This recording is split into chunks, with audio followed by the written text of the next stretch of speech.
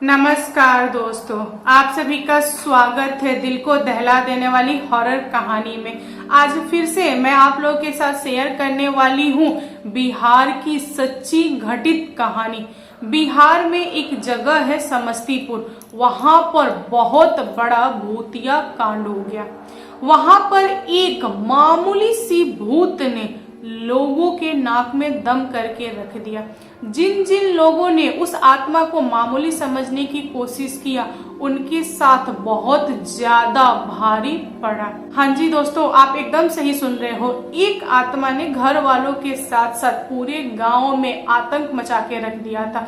उस आत्मा की बहुत ज्यादा उस गांव में चलती थी, कोई भी उसका नाम नहीं लेता था, लोग थर थर के कांपते थे। तो चलिए बिना देर किए इस कहानी को स्टार्ट करते हैं। आज की जो स्टोरी है यह समस्तीपुर की कहानी है। और समस्तीपुर में एक फैमिली थी जो कि मिडिल क्लास फैमिली थी। उसमें सिर्फ और सिर्फ 2 मेंबर थे, अवधेश जी और उनकी माँ। अवधेश जी की माँ बहुत ज्यादा बीमार रहती थी, उनके जीने का कोई गारंटी नहीं था। डॉक्टर ने भी जवाब दे दिया था, बोल दिया था कि ज्यादा से ज्यादा 2 से 3 महीना खींच पाएंगे, इससे ज्यादा कुछ नहीं होगा। यहाँ पर अवधेश जी बहुत ज्यादा परेशान थे माँ को लेके, वह डॉक्टर के चक्कर काटते रहते थे। अवधेश जी की माँ बहुत ज्यादा परेशान थी अपने बेटे को लेके। उनको डर था कि मेरी बाद मेरे बेटे का कौन ध्यान रखेगा। बेटे की तो शादी भी नहीं हुई है, अगर बेटे की शादी हुई होती तो कोई तो होता घर में बहू जो उसका ध्यान रखती, हम मेरा घर परिवार बढ़ता, मैं निश्चिंत होके दुनिया छोड़ती। वह रोते रोते अपने बेटे को अपनी दिल की बात बोली और बोली कि बेटा किसी को पसंद करता है तो शादी कर ले, मैं दुनिया छोड़ने से पहले बहू देखना चाहती हूँ। अवधेश की कोई गर्लफ्रेंड नहीं थी, इसीलिए उसने मना कर दिया, बोला कि नहीं माँ कोई नहीं है। तो यहाँ पर अवधेश जी की माँ ने अपनी रिश्तेदारी में लड़की के बारे में पता करवाया और एक जगह पे जाके रिश्ता फिक्स हो गया। जिस लड़की से अवधेश जी का रिश्ता तय हुआ था वह 3 भाइयों की इकलौती बहन थी, जिसका नाम चंपा था। चंपा को उसके भाई बहुत ज्यादा प्यार करते थे, बट उसकी भाभियां उतना पसंद नहीं करती थी। भाभियों को ऐसा लगता था कि सारा प्यार भाई बहन पे ही लुटा रहा है। दोस्तों, चंपा जो थी वह गरीब फैमिली से बिलोंग करती थी, इसीलिए चंपा के माता पिता और उनके भाई लोगों को अवधेश पसंद आ गया। क्योंकि अवधेश अच्छे बैकग्राउंड से बिलोंग करता था, इसीलिए इन दोनों की शादी एकदम हड़बड़ी में हुई, लेकिन ठीक ठाक से हो गई। घर पे बहू आई और अवधेश की माँ बहुत ज्यादा खुश हुई। उन्होंने अपने बेटे को बहू के हाथ में सौंप दिया। 2-3 महीने के अंदर ही अवधेश की माँ दुनिया छोड़ दी। यहाँ पर अवधेश और अवधेश की बीबी, बस 2 ही लोग बच गए थे। ये लोग भी धीरे धीरे जिंदगी काट रहे थे। मुश्किल से अवधेश की माँ को दुनिया छोड़े हुए 3 से 4 महीने ही बीते होंगे कि तभी अचानक से अवधेश भी दुनिया छोड़ देता है। वह अपनी माँ को बहुत ज्यादा मिस करता था, माँ के बारे में ही सोचता था और उसको हार्ट अटैक आया और उसने दुनिया छोड़ दिया। जब अवधेश दुनिया छोड़ा उस समय चंपा प्रेग्नेंट थी।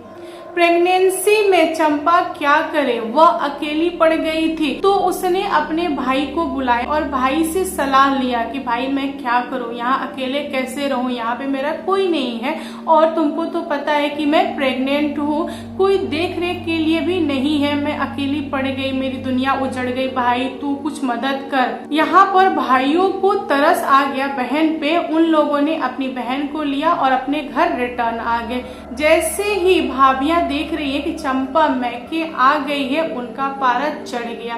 वह स्टार्टिंग से ही चंपा को पसंद नहीं करती थी, इसीलिए चंपा को बहुत ज्यादा टॉर्चर करती थी। चंपा सब कुछ बर्दाश्त करती थी, सिर्फ और सिर्फ इसलिए कि उसके पेट में बच्चा था, बच्चा कैसे भी नॉर्मल हो जाए, उसके बाद वह देखेगी कि आगे क्या करना है। उसको मैका में रह के नहीं हो पा रहा था, फिर भी मैका में जी रही थी। चंपा के भाई कुछ दिन तक उसके साथ रहे, फिर तीनों के तीनों भाई कमाने के लिए बाहर चले गए। यहाँ पर भाभियों का राज हो गया। उन लोगों ने घर के सारे काम चंपा से करवाना स्टार्ट कर दिया। उसको थोड़ा भी रेस्ट नहीं देते थे, खाना सही से नहीं देते थे, हमेशा गाली गलौज देते थे। धीरे धीरे चंपा का दिन कट रहा था। चंपा अंदर से बहुत दुखी थी और उसके साथ एक और बुरा हादसा हो गया। उसका जो बच्चा था वह खराब हो गया। अब चंपा के पास कुछ नहीं, वह सर पीट पीट के रो रही थी। जैसे ही उसके भाई को पता चला कि चंपा का बच्चा नहीं है तो तीनों भाई घर आए और उन्होंने अपनी बहन को संभाला और पूछा कि बच्चा कैसे खराब हुआ, तुझे क्या क्या प्रॉब्लम है, तू बता। चंपा ने रोते हुए अपने भाई से भाभीियों के बारे में बताया कि भाभी लोगों ने ऐसा ऐसा किया है, मैं यहाँ नहीं रहना चाहती, मैं अपने ससुराल जाऊंगी, अकेले रह लूंगी लेकिन ससुराल ही रहूंगी, भाई यहाँ नहीं रहूंगी, मुझसे बर्दाश्त नहीं हो रहा है, इन लोगों ने मेरी आखिरी उम्मीद भी छीन ली, मैं क्या करूं। यहाँ पर तीनों भाई बहन के साथ रो रहे थे, उनके हाथ में तो कुछ था नहीं, इसीलिए भाई लोगों ने आपस में मिलके बैठ के फैसला लिया कि हाँ सही रहेगा चंपा अपने घर रिटर्न हो जाए। भाइयों का यही फैसला था कि चंपा अपने घर चली जाए। चंपा ने अपना सामान पैक किया, उसके बाद वह आने लगी ससुराल। तभी चंपा के बड़े भाई ने अपने बड़े बेटे विशाल को भेज दिया चंपा के साथ। चंपा के बड़े भाई ने अपनी बहन को समझाते हुए बोला कि देख बहन, अभी तू यंग है, अगर तू अकेले रहेगी तो दुनिया तुझ पे गलत नजर डालेगी, बेहतर है कि तेरे साथ विशाल रहेगा और विशाल को तू अपना बेटा मान। अगर मेरी वाइफ ने तेरे साथ गलत किया है, तेरा बच्चा छीना है, इसीलिए मैं उसका बच्चा तुझे दे रहा हूँ, तू ले जा, इसे बच्चे की तरह प्यार करना, तुझे विशाल बहुत प्यार करता है, तू भी तो विशाल को मानती ही है। यहाँ पे चंपा विशाल को गले लगाती है और उस दिन से विशाल को अपना बेटा मानती है और ये दोनों आके अपने घर में रहने लगते हैं। विशाल अपनी बुआ को बुआ माँ बोलता था और वह बुआ के साथ ही रहा। धीरे धीरे टाइम कटा और विशाल शादी करने लायक हो गया था और बुआ माँ को भी अरमान था कि विशाल की अच्छे से धूमधाम से शादी करे, क्योंकि उनका इकलौता बच्चा था और उन्होंने जैसा सोचा वैसा किया था। उन्होंने धूमधाम से पूनम नाम की लड़की से शादी कराई। बहू घर पे आई, सब कुछ दिनों तक सही चला, लेकिन आगे चल के पूनम को चंपा खटकने लगी। चंपा का भी धीरे धीरे एज हो चुका था। पूनम बिल्कुल भी पसंद नहीं करती थी। पूनम को ऐसा लगता था कि चंपा बोझ है मेरे ऊपर, अगर यह नहीं होती तो मेरा ही राज चलता। मुझे चंपा का केयर करना पड़ता है, उनको नहलाओ, खिलाओ, पिलाओ, उनके कपड़े धुलो, दोपहर के लिए खाना बनाओ, वो मुझे आराम नहीं करने देती, वह मेरे लिए बोझ हो गई है, दुनिया छोड़ देती तो अच्छा लगता। मतलब वह अलग अलग तरह की बातें करती थी। धीरे धीरे चंपा से पूनम लड़ाई भी करना स्टार्ट कर ली। हर छोटी छोटी बात पे टोंट देती थी, बोलती थी कि बुढ़िया तू कब तक जीवित रहेगी, क्यों नहीं किसी नदी में तालाब में जाके डूब जाती, क्यों तू जीवित है, तूने तो मेरी जिंदगी नर्क कर दिया है, इससे बेहतर होता कि मैं अपने मैके जाके रहती, मुझे नहीं रहना तेरे यहाँ, मैं जा रही हूँ। इस तरह की बातें पूनम किया करती थी। चंपा जो थी वह अंदर से बहुत दुखी थी, क्योंकि उसके साथ कभी भी न्याय नहीं हुआ। स्टार्टिंग से लेकर आखिरी तक उसको दुख ही झेलने पड़े। चंपा विशाल को कुछ भी नहीं करती थी, एक शब्द नहीं बताती थी कि बहू ने ऐसा किया है वैसा किया है। यहाँ पर पूनम भी दिखावा करती थी पति के सामने कि मैं बहुत सेवा कर रही हूँ सासू माँ का, लेकिन ऐसा कुछ भी नहीं था। दोस्तों विशाल की तो शादी हो गई थी, बट वह कोई काम नहीं करता था, वह बुआ के साथ ही रहा, कभी घर से बाहर निकला नहीं। उसको डर था कि मैं चला जाऊंगा तो बुआ कैसे रहेगी। यहाँ पर विशाल ने फैसला किया कि अब मेरी वाइफ आ गई है, वह बुआ का ख्याल रखती है, तो बेहतर है कि मैं कमाने जाऊंगा, क्योंकि नहीं कमाऊंगा तो घर परिवार कैसा चलेगा। उसने अपनी वाइफ को बोला कि देखो पूनम, तुम बुआ माँ का ध्यान रखना, मैं जा रहा हूँ, कुछ महीनों बाद लौट के आऊंगा।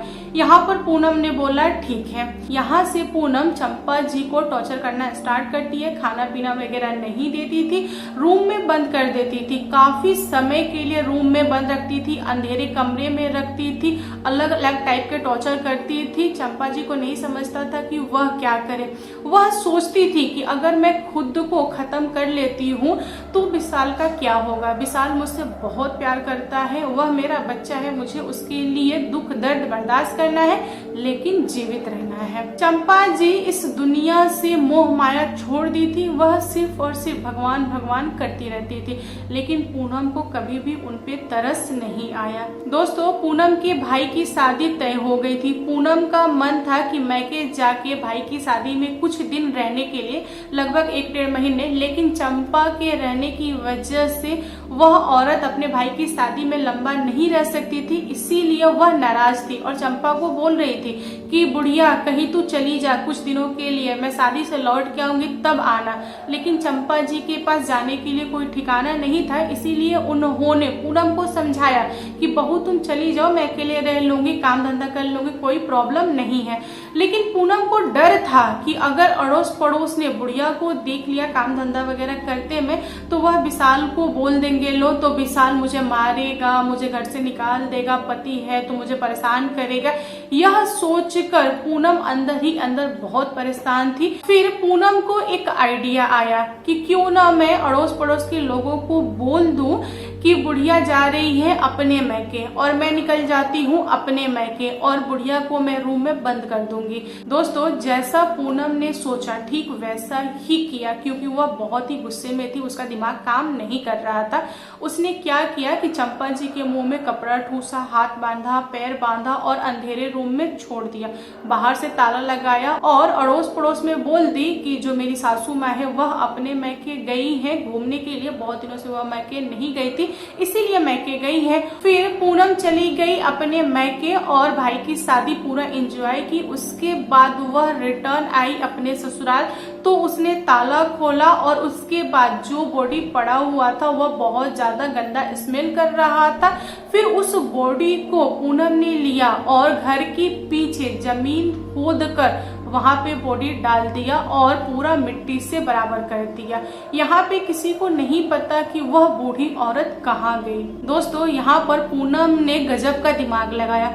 उसने अपने एक पड़ोसी को भेज दिया चंपा जी के मैके यह खबर देकर कि चंपा जी को आप लोग भेज दीजिए, उनकी बहू शादी से रिटर्न हो गई है। जो पड़ोसी गया था चंपा जी के मैके वह रिटर्न आके पूनम को बोला कि देखो पूनम, तुम्हारी सासू माँ मैके नहीं पहुंची है, वहाँ के लोग बोल रहे हैं कि वह मैके नहीं आई है। यहाँ पर पूनम नाटक करने लगी और चिल्ला चिल्ला के रोने लगी, गांव वालों को बोलने लगी कि अरे आप लोग पता कीजिए मेरी सासू माँ कहाँ चली गई, मुझे कुछ भी समझ नहीं रहा, मेरी सासू माँ को ढूंढिए, अगर सासू माँ नहीं मिलेंगी तो विशाल जी मुझे नहीं छोड़ेंगे, वो मुझे बहुत मारेंगे, कहाँ चली गई, मैं सास के बिना नहीं रह सकती। मतलब बहुत ज्यादा उसने ड्रामा किया और गांव वालों को यकीन हो गया कि चंपा जी कहीं गुम हो गई है।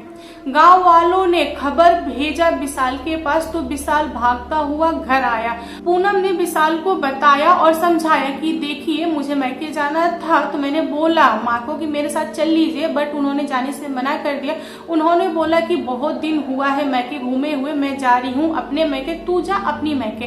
तो वह मेरे से पहले निकल गई लेकिन अभी तक रिटर्न नहीं आई है। आप पता कीजिए कैसे हम लोग रहेंगे बिना बुआ माँ के। यहाँ पर विशाल अपनी बुआ माँ को बहुत ढूंढ रहा था, कई दिनों से ढूंढ रहा था, लेकिन वह उसे नहीं मिल रही थी। इधर पूनम बहुत ज्यादा ड्रामा कर रही थी लेकिन अंदर ही अंदर खुश थी। पूनम की जो खुशी थी वह बहुत ज्यादा दिनों तक नहीं चली।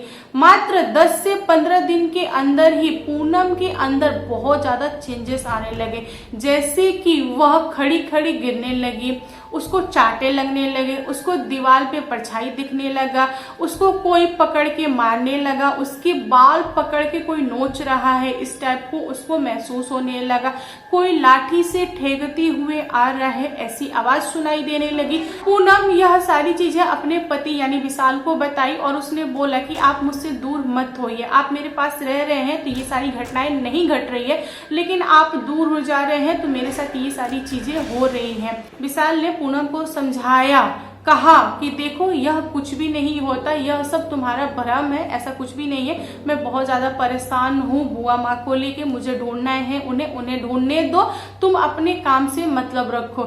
यहाँ पर पूनम ने विशाल से लड़ाई कर लिया, बहुत ज्यादा लड़ाई कर लिया और बोला कि तुमको क्या लगता है कि वह तुम्हारे लिए इम्पोर्टेंट है, मैं कुछ नहीं हूँ तो ठीक है ना, मुझे छोड़ दो, मैं जा रही हूँ, मैं तुम्हारे साथ नहीं रह सकती। पूनम और विशाल की जो लड़ाई थी वह बहुत भयानक लड़ाई थी, सुबह से स्टार्ट हुई, रात तक चली। ये दोनों एक दूसरे से बात नहीं कर रहे थे, अपनी अपनी जगह पकड़ के सोए थे और घर में खाना भी नहीं बना था, दोनों भूखे थे, दोनों एक दूसरे का शकल नहीं देखना चाहते थे। रात के करीबन 10 साढ़े 10 का समय हो रहा होगा, तभी विशाल को अचानक से पूनम की चीख सुनाई दी। वह पूनम को उठा रहा है कि पूनम क्या हुआ है, कुछ बोलो, लेकिन पूनम कुछ बोल नहीं पा रही है। पूनम के सामने परछाई है और वह परछाई पूनम का मुंह बंद की हुई है, एक शब्द पूनम के मुंह से नहीं निकल रहा है।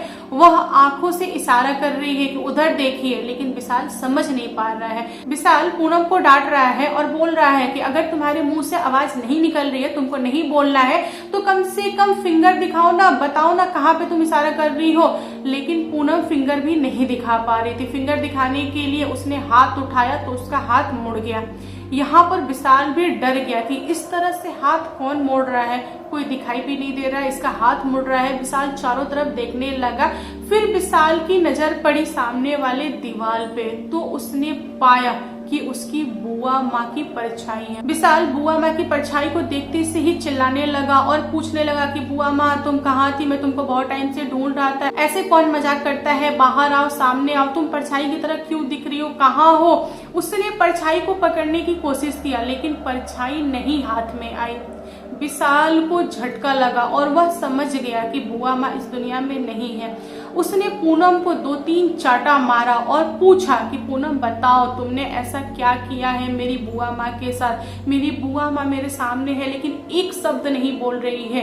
पूनम डर के मारे सारी बातें बता दी। यहाँ पर विशाल को सब कुछ समझ में आ गया था, कितनी दर्द से, कितनी तड़प से उसकी बुआ माँ का प्राण निकला था। विशाल पूनम को देखते हुए बोला कि काश तुम इस दुनिया में नहीं रहती, मेरी बुआ माँ रहती, तुमने इतना बड़ा कांड कर दिया। मुझे कभी लगा ही नहीं, अगर मुझे लगा होता तो मैं अपनी बुआ माँ को नहीं छोड़ता। बुआ माँ स्टार्टिंग से ही तकलीफ झेल रही है, मैं तुम्हारा क्या करूं। मेरा तो मन आ रहा है कि मैं तुम्हारा गला दबा दूं, लेकिन मैं क्या करूं मुझे समझ में नहीं आ रहा है। एक काम करो, तुम यह घर छोड़ के भागो। यहाँ पर पूनम अपने पति का पैर छान ली। उसने बोला कि नहीं, मुझे ऐसे मत छोड़िए, मुझसे गलती हुआ है, मुझे माफ कर दीजिए। लेकिन विशाल माफ करने के लिए तैयार नहीं था। उसने परछाई को देख के बोला कि बुआ, इसने जानबूझ के किया है जो कि बहुत ज्यादा गलत है, मुझे माफ कर दो कि मैंने ऐसी लड़की से शादी किया। मैं यह घर छोड़ के जा रहा हूँ, मुझे तुम्हारी प्रॉपर्टी नहीं खानी, क्योंकि कहीं ना कहीं प्रॉपर्टी के लालच में भी इस लड़की ने यह सब कुछ किया है। मैं जा रहा हूँ, माता पिता के साथ रहूंगा। इतना कहने के बाद से विशाल वह घर छोड़ के वह आ गया अपने माता पिता के पास और उसने पलट के नहीं देखा कि पूनम के साथ क्या हुआ। लेकिन गांव वालों ने जैसा विशाल को बताया कि पूनम ने खुद को लटका लिया। विशाल को थोड़ा सा दुख हुआ क्योंकि वह उसकी वाइफ थी, लेकिन वह क्या करे, वाइफ ने बहुत बड़ा गलती किया था जो कि विशाल माफ नहीं कर पाया। दोस्तों, विशाल को बीच बीच में सुनने में मिलता था कि उसकी बुआ की जितनी भी प्रॉपर्टी है उसको कोई हाथ नहीं लगाता, अगर कोई हाथ लगा ले तो उसकी बुआ की आत्मा उसे बहुत ज्यादा परेशान करती है। बुआ की आत्मा ने पूरे गाँव वालों को परेशान किया। यह सब कुछ जानने के बाद से भी विशाल अंदर ही अंदर पछताया, लेकिन वह रिटर्न नहीं आया। विशाल की बुआ माँ की जो आत्मा थी वह चाहती थी कि विशाल ही उसकी प्रॉपर्टी खाए, लेकिन विशाल ने प्रॉपर्टी को कभी हाथ नहीं लगाया। तो दोस्तों, आज की कहानी कैसी लगी कमेंट करके बताइएगा। कहानी पसंद आए तो प्लीज लाइक एंड शेयर कीजिएगा और मेरे चैनल पे न्यू आए हो तो चैनल को सब्सक्राइब करना है। Thank you, bye bye.